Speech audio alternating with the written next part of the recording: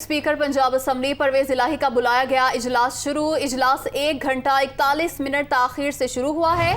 इजलास की सदारत स्पीकर चौधरी परवेज इलाही कर रहे हैं। तो स्पीकर पंजाब असम्बली परवेज इलाही का बुलाया गया इजलास शुरू हो चुका है। इजलास 1 घंटा 41 मिनट ताखीर से शुरू हुआ है और इजलास की सदारत स्पीकर चौधरी परवेज इलाही कर रहे हैं। स्पीकर चौधरी परवेज इलाही ने जो इजलास बुलाया था वो इजलास शुरू हो चुका है और ये इजलास 1 घंटा 41 मिनट ताखीर से शुरू हुआ है और इसकी सदारत स्पीकर चौधरी परवेज इलाही कर रहे हैं।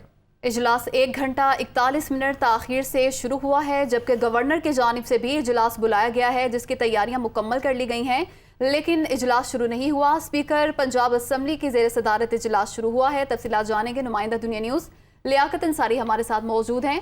जी लियाकत अंसारी, बताइएगा इजलास शुरू हो गया? आज भी कुछ स्पीकर पंजाब असम्बली चौधरी परवेज इलाही की जानब से तलब करदा इजलास जो है वो 1 घंटा 41 मिनट की ताख़ीर से शुरू हो गया है। इस इजलास में जो है वो मुस्लिम लीग कायदे आज़म और तहरीक इंसाफ के अरकान असम्बली हैं। हुकूमती कोई रुकन इस इजलास में शरीक नहीं हुआ। अगर बात की जाए अब तक की कार्रवाई की तो अब तक जो है वो सबसे पहले तिलावत कुरान पाक और नात रसूल मक़बूल सल्लल्लाहु अलैहि वसल्लम के बाद डॉक्टर रिज़वान और मकसूद चपरासी के लिए जो है वो ऐवान में दुआए मग़फ़िरत की गई और उनके दर्जात की बुलंदी के लिए दुआ की गई। उसके बाद जो है वो अताउल्लाह तारड़ सूबाई वज़ीर जो हैं उन्होंने जो एक रोज़ कबल जो है वो पंजाब असम्बली के ऐवान से बाहर जाते हुए जो इशारा किया था, उस इशारे को बुनियाद बनाकर डॉक्टर यास्मीन राशिद ने उनके ख़िलाफ़ तहरीक इस्तेहकाक जमा करवाई थी कि उस इशारे की बुनियाद पर सब तमाम ऐवान का इस्तेहकाक मजरूह हुआ है, इसलिए उनकी तहरीक इस्तेहकाक को कंसीडर किया जाए, जिसकी तमाम ऐवान ने मुतफ़िक़ा तौर पर मंजूरी देकर ये करारदाद जो तहरीक है ये तहरीक इस्तेहकाक कमेटी के सपुर्द कर दी है, जहाँ पर इसके हवाले से अगली मज़ीद कार्रवाई होगी। पंजाब असम्बली का इजलास इस वक्त जारी है और थोड़ी देर कबल इस इजलास से पहले जो है मुस्लिम लीग कायदे आज़म और तहरीक इंसाफ की पार्लिमानी पार्टी का मुश्तरका इजलास हुआ, जिसमें जो है वो हुकूमत पंजाब के उस ऑर्डीनेंस को मुस्तरद किया गया जिसके तहत जो है वो पंजाब असम्बली की